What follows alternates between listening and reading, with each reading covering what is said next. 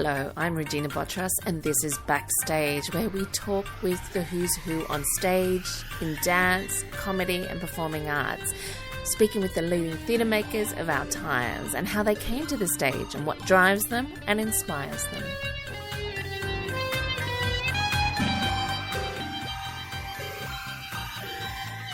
My guest is Vanessa Badham, or Van Badham, Australian writer and activist, playwright, novelist, regular columnist for The Guardian Australia, critic, trade unionist, feminist, so many yeses in there, and one of Australia's most controversial social commentators. She has a weekly podcast that's just on hold at the moment, the week on Wednesday, but it will be back. She's written QAnon and is here to talk about what she's up to now at Sydney Theatre Company. Welcome, the most erudite Van Badham. Why, hello. How lovely to be back on this show. Oh, so lovely to have you again with your foot back into the theatre. A Fall in Love opens this week. It's an adaptation of the Spanish writer Lope de Vega's La Dama, Boba. From the 15 and 1600s now, he's written heaps and heaps of thousands of plays. Why him and why this play adaptation for you? Oh, I love Lope de Vega. So a lot of people refer to Lope de Vega as the Spanish Shakespeare, and more correctly, I think Shakespeare is the English Lope de Vega. So Lope de Vega is a 16th, 17th century playwright. La Dama Boba, which is the play that I've adapted, is from 1613. He was an extraordinary man. He was quite the character. Led a personal life of some complexity, I believe is the polite term, was in trouble with the law, was involved in, various sort of escapades that brought him to the attention of authorities from time to time. But he was a prolific playwright. And during his life, he claimed to have written 1,100 plays. This is believable because more than 400 of them have survived. And if you're a Spanish speaker, like he is as much part of your canon as Shakespeare is to the English language. But what his great legacy for the theatre was that Lope de Vega took the form of the commedia dell'arte, which is the traditional Italian-style stock theatre where you have your stock characters and, essentially became like an improv theatre where the theatre company would sort of pick some kind of plot or conceit and the actors knew these sort of character types so well that they'd play them out. He took that sort of framework of very much open access, general public peasant theatre and use the developing techniques of the restoration stage to really hone that particular structure and to create a much more advanced and complex drama. So he used techniques like having much larger time jumps than were typically associated with these commedia dell'arte, which usually play out in the sort of Aristotelian model. Yeah. Of plays taking place in the same players over the same period of time and the rest of it, and used various techniques to really amp up the funny. And in many ways, he's a progenitor of farce comedy in France. Like, he had this massive continental influence. Obviously, because his work is in Spanish, there are extraordinary productions of his work all over the world in post-colonial Spanish-speaking communities, and they're texts that have the same function that Shakespeare does in a modern theatrical sense, that you can take this old play and bring a new insight to it. And obviously, because I'm not writing in Spanish, a language I cannot speak, I'm adapting from various translations of La Dama Boba. And the leeway given by translation means that I can take the structure and I can take the form and the sort of broad story, but really make it a contemporary Australian story. So after, I think we've done 23 drafts of the play, 23 I think we're up to, because it's comedy and comedy's hard. The structure of the Lope de Vega is there, but the story has become my own and the characters have evolved, obviously with the participation of all the wonderful actors and directors and dramaturgs have come in and out of the room since we've been developing it and looking at what is funny and what makes something funny and having conversations about how to sort of carry the points I'm making. And it's been a really exciting experience because Lope de Vega is my hero. And I've been telling the story when people say, oh, why would you pick a 17th century Spanish play. Well, I had this sort of life-changing experience when I was in London in 2010. And in 2010, the government had changed in England. But I'd been in England for 10 years, and my career as a playwright had been going quite well, slowly, but quite well. And then the Conservative government got elected, and all of the opportunities I'd had at the BBC and adult education at various drama schools just disappeared overnight because everything was cut, and it was a bleak, bleak winter. And that year, there was also uncommonly heavy snowfall in Britain, and I had to get a job behind a bar. I was working at a theatre company, but if you wanted to get paid, you had to do bar hours, and it wasn't a glamour salary, let me tell you. And there were nights that I would be stuck cleaning up after patrons until 2:00 in the morning, and rather than walk home through the snow only to get up in the morning and walk all the way back to work through the snow again at 7:00 in the morning, I would just sleep in the wine cellar. And I was really just thinking, I'm 12,000 miles from home. It's freezing cold. I work in a bar, which is the thing I always said I would never do in London. You know, I work for this fantastic theatre company, but I don't know when the opportunities are going to, like, having all of those sort of, am I in the right place? What am I doing kind of conversations. And I was really down in the dumps. I was also in a terrible relationship with a narcissist, which was not helping because we were living in a bedsit apartment, which is all we could afford. Like, it was really bare bones, eating beans kind of days. And I had this wonderful friend called Mike Holt, who is a very successful podcaster now. And he was working at the BBC, and they had been given an allocation of tickets to see a Lope de Vega adaptation of Madness in Valencia, which is one of his shows, at the Trafalgar Studios. And he asked me if I wanted this spare ticket that he had. And he thought it would cheer me up. It was supposed to be really funny, and it had an actor who'd been on EastEnders for years in it. And I was just so grateful for this act of kindness. It should be funny. We'll have a laugh. That I went. And for 2.5 magnificent hours, I was just out of my own head. I was just laughing at this ridiculously funny 400-year-old play that these actors were just having joy in performing. There's a scene where everybody pretends to be a horse. It's sort of difficult to explain how they get there, but it is hilarious. And I came out of the theatre like a new person. Like, I just suddenly thought that everything would be okay, and the snow didn't matter, and the cold didn't matter, and, you know, my lack of money, my terrible relationship, my awful flat, and all these things, they just didn't matter because I had had that experience. And the last time I worked with the STC was in 2019 when I did Banging Denmark, which was very happily a hit. And the STC said that they were interested in working with me again, and they wanted me to write more comedy.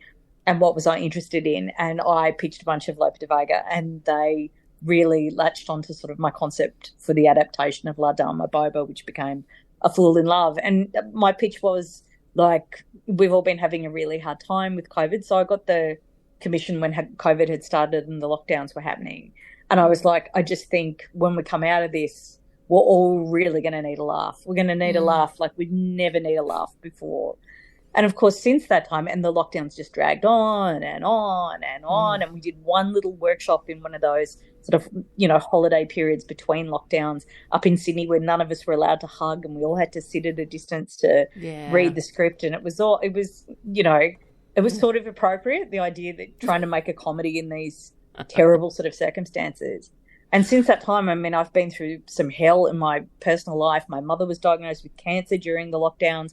I came up to Sydney to care for her. I didn't get to see my partner for 6 months because my mother was dying and I couldn't leave her, and he couldn't get across the border, and the whole thing. And, you know, and I've been grieving her, and I've really appreciated just the power of comedy as a social experience. You know, the idea that you can have those hours where everything's okay and the problems of the world get resolved, and the bad are punished and the good go free.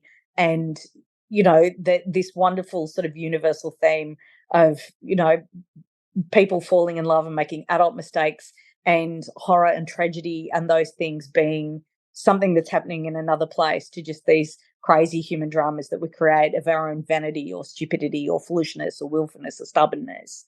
And I've just been so grateful for the experience to just be funny, like just to work on the jokes and set up some pratfalls and some silly like physical comedy and work with that sort of gestural system of just making people laugh has really saved me, actually. Like, it saved me from what could have otherwise been just the worst time of my life, grieving my mum.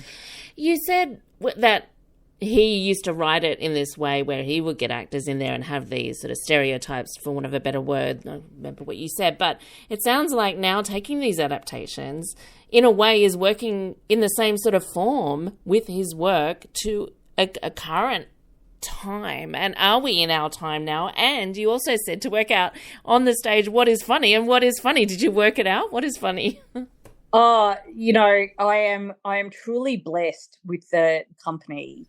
But I mean, working with the SDC is just a dream because, you know, I grew up in Sydney and I was 11 years old when I went to my very first play, which was Nicaragua ABC at Belvoir, which was written by Robin Archer, and it changed my life. And I just went, I need to be part of this. This is magical, these incredible transformations. And then as I got older and was at high school, my high school had various packages. You could come and see education shows at the STC, and I would walk down the hallway at the wharf looking at all those posters on the wall of all the plays and all the production photos. And I was like, one day this will be me. One day I will make it, and that will be my poster and my show. And the idea that that has happened to me twice now is incredible. Yeah. And obviously, because I have such a long history with the company, working with them, being in the audience, being a child, being an adult, you know, leaving for London, coming back, looking at Australian theatre anew, devoting a lot of my, you know, academic study and dramaturgy to Australian playwrights, conventions of the Australian theatre. Like, I really, I am quite well match made with what happens in that building. And they match made my relationship with Kenneth Merrilada, who's the director of the show, who's hilarious. I mean, he's one of the funniest people I've ever met in my life. And to have someone who is funny directing this funny show has just been a gift. And the 7 actors I've got are extraordinary. And I'm not going to single any of them out for praise, because if you praise one, you've got to praise the other 6, because they are so good and just some of the best comic performers on the Australian stage. And that, just being in that room with that sort of facilitation means that things become apparent. You know, you test jokes constantly. It's interesting in the context of Importance of Being Earnest was on at the STC last year, and they asked me to write the program note, which was a gift because it meant that I had to go back to the play and sort of put it into context and think about my thoughts, because Importance of Being Earnest, I think, is probably my favourite play by some distance. And Wilde redrafted every single line in that show. Like, the first draft and the final draft, the performance draft, are completely different. The structure is there, the characters are there, but every single gag went through its paces, and the sort of precision and craft is really what's necessary with comedy. And, you know, you throw 100 gags at the wall and one sticks, it's a treasure day kind of thing. But the tradition in the theatre is always to adapt what's come before. You know, there's that big cliche that Shakespeare never made up any of his own stories. Well, technically nobody makes up any of their own stories. You know, there are narratologists who will tell you there are only 9 stories you can ever possibly tell. And certainly part of the reward of being in the theatre is referencing what's come before and, you know, and speaking to that theatrical knowledge that you pick up as a theatre maker and as a theatre audience. You know, this wonderful shared body of reference with the homages and the signatures and just the details, and being able to retell those and represent them and recontextualize them and give another perspective on something that has been so precious and so familiar is one of the great joys of doing this kind of work. Well, it's funny that, not funny, but that you mentioned the importance of being earnest, because as I was reading about this, it just did, you know, speak to me similarly in the kind of look at, I guess, class and are there similarities within it? Where are we? What, you know, is it today? Is it the 1700s when it was written? Are we, you know, what's going on in this? Is it love? In my adaptation, I have kept the name of the town from the Lope de Vega, which is Alescus. but Alescus is somewhere between the northern New South Wales and southern Queensland, I think, politely. A town, perhaps, creature of my imagination, that's populated by quite wealthy individuals who perhaps prefer an enclave kind of lifestyle to display their conspicuous wealth. And what the setup that I've kept from Lope de Vega is that there are two sisters. They are both beautiful, that is beyond question. One is highly intelligent but has no money, and the other one is set to inherit a fortune but doesn't really have any brains. So they're sisters of different interest, I believe is the term, one being a poet and the other one being interested more in being by the pool.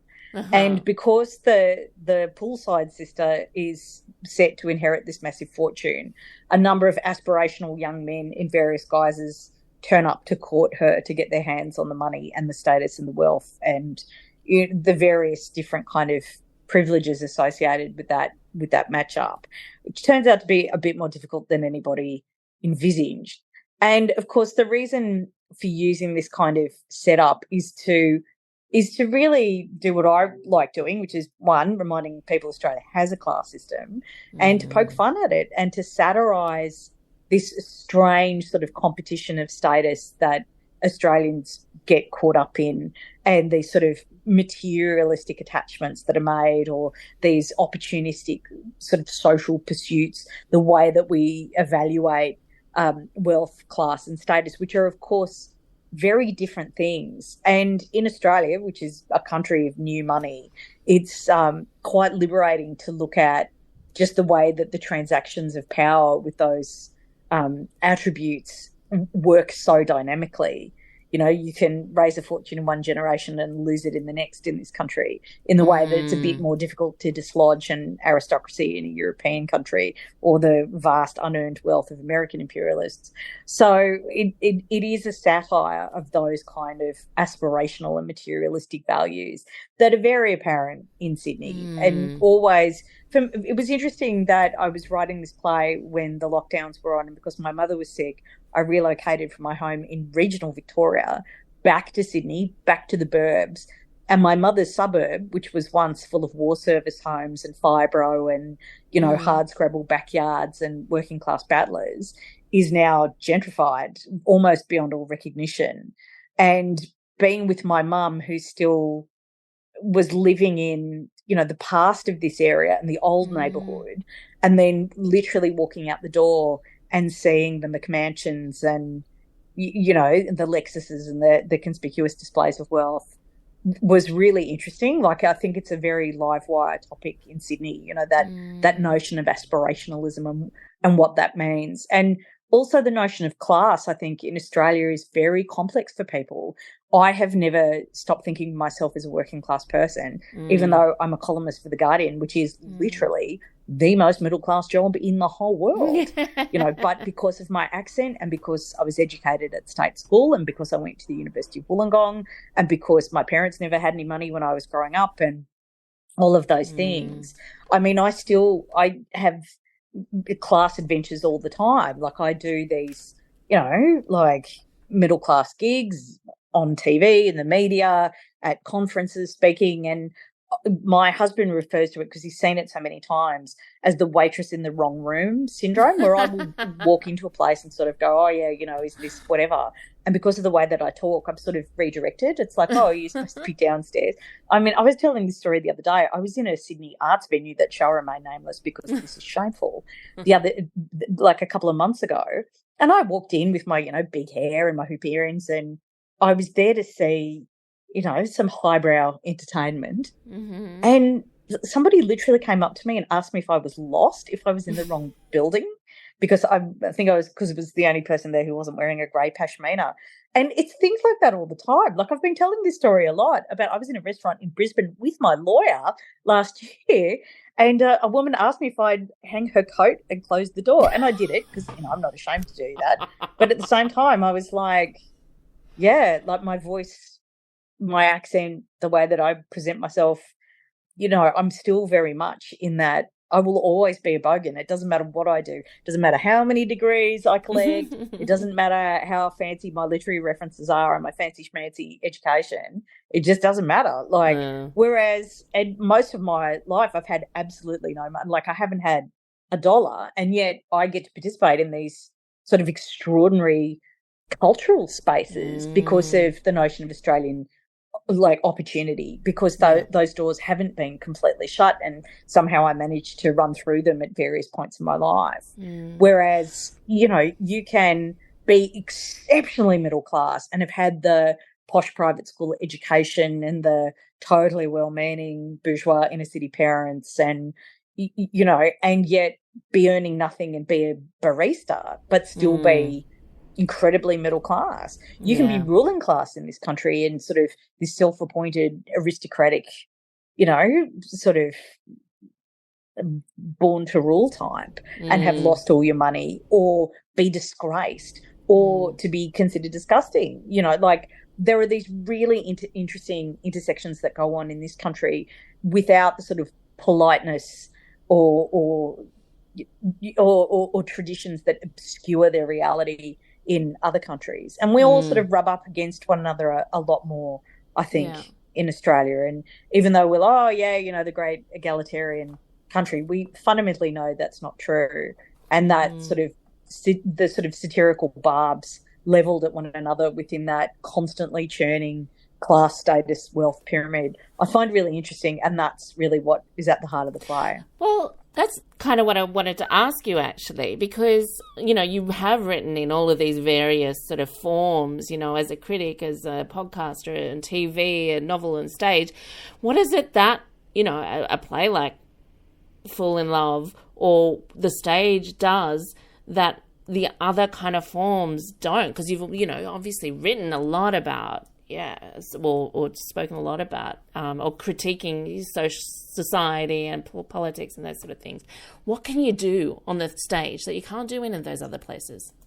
Well, in the theatre, you can speculate and you can have fun. Quite honestly, I mean, the sort of big turning point that came in my theatrical career was as a result of the opportunity of writing commentary and journalism. So I had been in London for 10 years. I did eventually get a job back in Australia and got out of the bar and got away from the snow, and came back to Australia to be literary manager at the Malthouse, which was an extraordinary opportunity and so different, like such a different theatre ethos and such a different set of theatre aesthetics to what I'd become accustomed to in Britain. And I was, involved in the daily life of the theatre, the programming, the literary development, the kind of work that gets done in that particular theatre. And at the same time, my father was diagnosed with cancer and my father was dying. And I was really in the wrong place. Like, I was sort of dealing with coming home, which was supposed to be my big return to Australia. And then my father, who I was incredibly close to, was dying, and I just wasn't in the right place anymore. I was in the right country, but not doing the right thing. At Malthouse, it was just suddenly all wrong, and I had things to go through.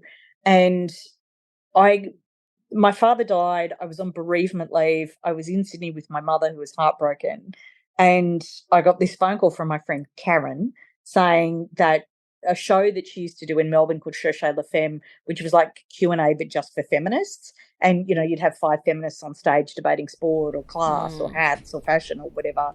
She was going to be doing it in Sydney, and would I be on the panel? I'd done the show for her a million times in Melbourne. I was like, okay, I'm not really in a good place. I'm still grieving. And she was like, get out of the house. You have got to get out of the house. And I remember that night was like Noreen Young and Nakia Louie and all these crazy, wonderful sort of larger than life women who were participating, and it was really what I needed. It was such a shot in the arm, and we had such a raucous night.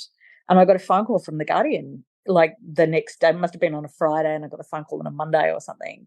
And they were like, look, we're setting up in Australia and we saw you in the show and we think you're really interesting and we'd love to talk to you. It's like, really? Are you sure? Kind of thinking, originally I thought it was Karen pranking me. And I met with them and they said, what do you like talking about? I said, I really like talking about class. That's, I have this weird experience of being a bogan who does middle class things and all the sort of weird ironies and contradictions that come with that. And that's what I write about. And they were like, great, awesome. When can you file your first column? Wow. So I had the first opinion column at all in Guardian Australia, which is kind of amazing, about being a bogan. And I suddenly found myself really that commentary was sort of where I needed to be. Like, it just seemed the right direction for me to go in. And I left Malthouse and I sort of devoted myself to this media career. But what started to happen was really important, developmentally important formal separation, where having the opportunity of writing commentary meant that I really understood what my job was in the theatre. And my job in the theatre was to entertain people, and which I know sounds crazy, but you go to drama school and it's like, oh, theatre changes the world, and theatre is a crucible of, culture, and, politics flows downstream from culture, and culture forms blah, blah, blah. And it's like, actually, I'm funny and I need to laugh. And if I can make other people laugh, that is probably a really good thing. And just sort of going through, I don't need to solve the problems of the world on the stage. I have a column, I can do that. And on the stage, I can give people relief from the problems of the world. And other people are brilliant political playwrights and raise important issues and all of those things. And obviously, I'm very animated by my class analysis, and my political critique of prevailing capitalist society, and the rest of it is all there. It doesn't go away. But having a platform to go, let's talk about tax policy, and having another platform to go, let's do an adaptation of a Spanish play and see what that says about contemporary Australian society, and just see where it lands. That has made me a better journalist and a better playwright at the same time. And I'm really grateful to The Guardian for that opportunity. And obviously, over the years that I've been there, I've developed as a commentator, and I've been able to, understand the form of commentary a lot more, and that kind of constant having to churn out so many columns and be answerable and accountable for everything I say has made me much more considered as a technician, really, for the theatre as well. And it's enabled me to write other things. I've been writing television for the past year, which was never something I really thought that I would do. But when you click into that formal relationship with text and constantly evaluating what does this means of delivery do to the words and the characters and story and the plot and the message and the insight and what is appropriate, it's just actually given me a much broader and more sophisticated arsenal. I mean, I never thought I would write a non-fiction book, and QAnon and on obviously came out of my experience during COVID and going crazy and watching everybody else go crazy and going, maybe there's a pattern to this craziness, and just sort of being able to click into that different sort of formal relationship, non-fiction, as opposed to writing stage farces, as opposed to writing 800-word columns, as opposed to writing 1 hour of narrative drama, as opposed to, like, it's I'm so grateful that I just get to think about writing all the time. I'm also exhausted. I got everything I ever wanted and I can barely move. Regina, can I say? I'm so tired. I was less tired when I was waitressing until 2 o'clock in the morning. So swings and roundabouts, trade-offs, constant trade-offs. Did I mention I forgot to have children? I did forget to have children. So. Well, last question, because I've only got like about three more minutes left. But you said, like, and this gives you an opportunity to write what it is about society or contemporary society today, this play. What is it saying about society today? Very quickly. Well, it's saying that wealth, class and status aren't the same thing. It's saying that our ambitions make fools of us all. It's a satire of our contemporary vanities and manners, and it obviously satires our fixation on wealth as a means of personal development. So all of those things get churned up. But really what the play is about having a good time. And if I can help you have a good time by throwing figures at you that are recognisable for you to laugh at, I will do that. If it means making obscene jokes, I will also do that. Complex series of puns, I know some people like them. I've thrown them in. And actually a whole bunch of gags about Mexican food. I think I was quite hungry during that particular draft. Sounds like fun, and laughing at ourselves, I suppose. Yeah, there's a big mirror. And I was saying this the other day, like, controversially, I think everyone should have a good time at the theatre, literally everyone. I even think rich people should have a good time at the theatre. I think they should be uncomfortable, but I think they should have a good time. Oh, Van Badham, thank you so much. It sounds like a hoot. Thank you, Regina. Van Badham and A Fool in Love opens this week at Sydney Theatre Company.